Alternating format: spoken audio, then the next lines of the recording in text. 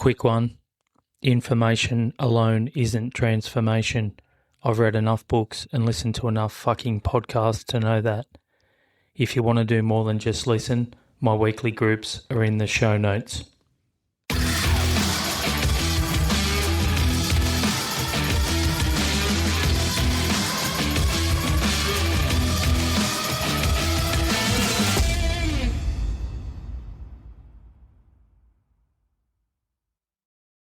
I'm Chad.Taylor.Psychotherapist and author of It's You, Oh Fuck, It's Me.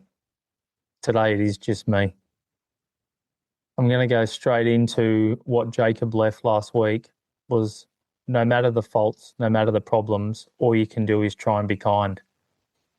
Kindness sounds simple until someone hurts me. I think I can be kind until I walk into the coffee shop and they're just closing up and I want a coffee, and I ask them, hey guys, is the coffee machine still on?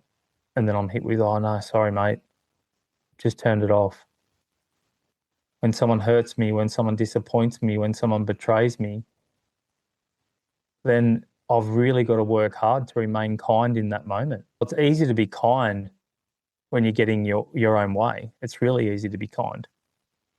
And even on that, what is being kind? Is kind being pleasant? Is kind having manners? Is it smiling at strangers? Is it pretending that everything's okay when it isn't? Unfortunately, the most unkind I am to anybody in the world is probably myself. And that when I'm angry or when I'm disappointed in others or myself, how hard is it to stay kind? How hard is it? I would link kind and respect together a little bit, that when I get let down, can I remain kind, which in a way still respects that person? Because generally when people let me down, they're not letting me down because they want to be cunts. They're generally letting me down because our two sets of instincts are in collision, like that coffee analogy. If I go in and they want to go home from work, they've had enough, and I really want a coffee. So there's two people right there with two different views of what they need in that moment. And one of us, unfortunately, is going to lose. They could turn the coffee machine back on, which might look kind to me, but it's probably really them being a doormat and trying to please me. And then I think they're the best person in the world when really they've probably gone against what they needed in that moment to get home to their family. And so kindness really isn't avoiding conflict. It's not about saying yes. Kindness isn't allowing somebody to hurt me all the time or for me to hurt them. I can say no kindly. I can actually say no in a kind way, or I can say fuck off in a kind way, really. I can set a boundary kindly. I can tell somebody the truth kindly even if they don't want to hear it, and then their reaction to that is none of my business. You can even end a relationship kindly if you can do it. I see this word conscious uncoupling at the moment, and I almost want to internally roll my eyes. But if somebody can consciously uncouple, I think that's such a nicer way to do it than to have to go through all the bullshit that most of us end relationships with. I can still be furious at somebody, my partner, my kids, my dogs, whoever. I can still be furious at them, and I can still choose, if I'm conscious enough, not to be cruel to them. So really, when people say kindness is weakness, I think it's actually the opposite. I think kindness requires strength, because sometimes being cruel or being a prick would actually be much easier than trying to remain kind when I'm triggered.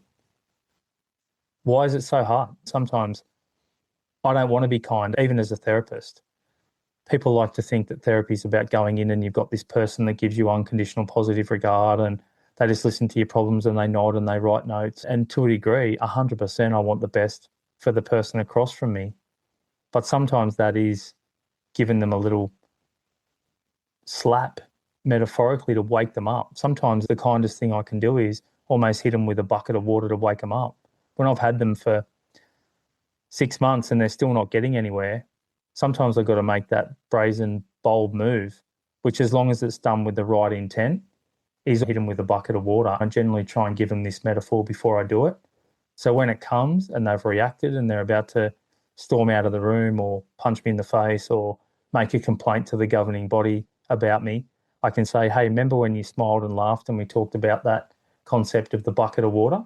That's it. that's all I've just done, and it's really shocked you and woken you up. So I think kindness isn't really weakness at all. I think it's actually strength. And when I'm not kind, what am I really protecting? What's underneath that kindness? Is it my ego? Is it my identity? My pride? What's the reason why I need to be unkind? Is it my fear of rejection? Is it my fear of looking weak in that moment? Is it my fear of needing to win, so I actually put you down by being unkind? Unconsciously, what is the behavior underneath being unkind? Because every part of behavior, everything we do is communication. All behavior is communication. And I think trying to remember that the person I'm being unkind to has a story as well. They have whatever's going on in front of them. I experience people through how they interact with us or what we feel like they do to us, how they make us feel. So when that person is angry towards me or selfish, or I'm dealing with a difficult person, or even someone who's treating me like a cunt, do I really know the whole story of what's going on to them? What happened to them? What are they protecting? What are they carrying behind all that I can't see? That cliche thing of don't judge someone until you've walked a day in their shoes. It's such a cliche thing, and we can say it and quote it, but how often do we actually do it? Because sometimes I think understanding someone's behavior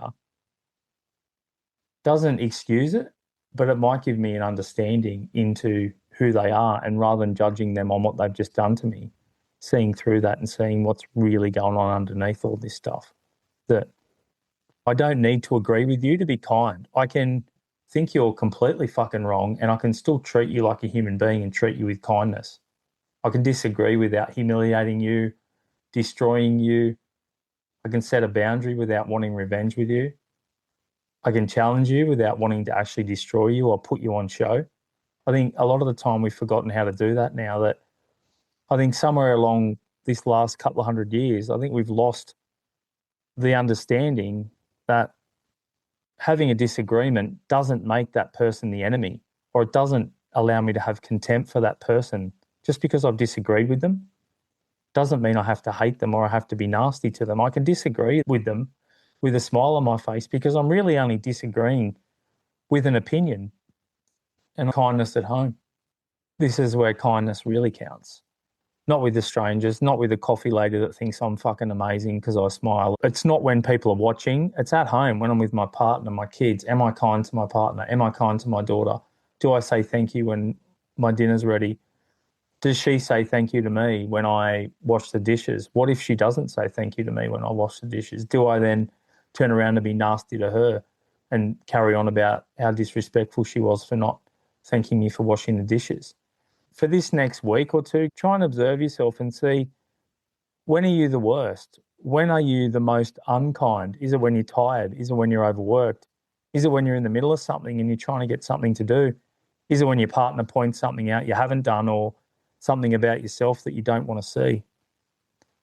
Can I say I love you in a kind way, or do I just say I love you because it's what I'm supposed to say? And I guess lastly really is that concept of being kind to ourselves. Kindness can't just go outwards. It can't. I think we speak to ourselves internally a lot of the time in ways that I'd never speak to another human being. And I know we all do it. You fucking idiot. Oh, you fucking stupid cunt. Why could you be so fucking stupid? I'm a failure. I'm weak. I'm not good enough. Haven't sold enough books. I'm not charging enough. I'm not getting enough people to my group. Not enough listeners to my podcast. I should be doing better. Kindness toward ourselves doesn't necessarily mean avoiding accountability. I think it means able to say, I fucked up. I did the wrong thing. I hurt someone. I've got to own it. I've got to repair it without turning that behavior into another identity. Accountability and self-hatred are not the same thing. A lot of people I see in therapy, we're looking for love in all the wrong places because really we don't love ourselves. Maybe having some curiosity before we judge somebody can allow us to be more kind. Most of us think kindness needs to be some huge act. Most of the kindness that we show in the world is tiny. It's small. It's asking how somebody is. It's putting the phone down when my partner or kids want to connect. It's apologizing when I fucked up. It's saying thank you for something small, like my partner doing the groceries or my daughter doing something for me, or giving someone another 10 seconds before I react at them, stopping trying to win arguments, speaking differently to somebody, catching my tone of voice. Sometimes the smallest act of kindness that I can do is probably not passing my pain that I'm taking home from the day onto somebody else. But also understanding that I'm never going to be perfectly conscious. I'm going to react. I'm going to be defensive. But really, how quickly can I come back and see? Because tone of voice and body language is everything, really. And that leads me to the end. And that's something I'm going to leave the next guest. Until you make the unconscious conscious, it'll direct our lives and we'll call it fate. If you're enjoying these conversations, hit subscribe. Not because I need another fucking follower, but because it helps more people find the show.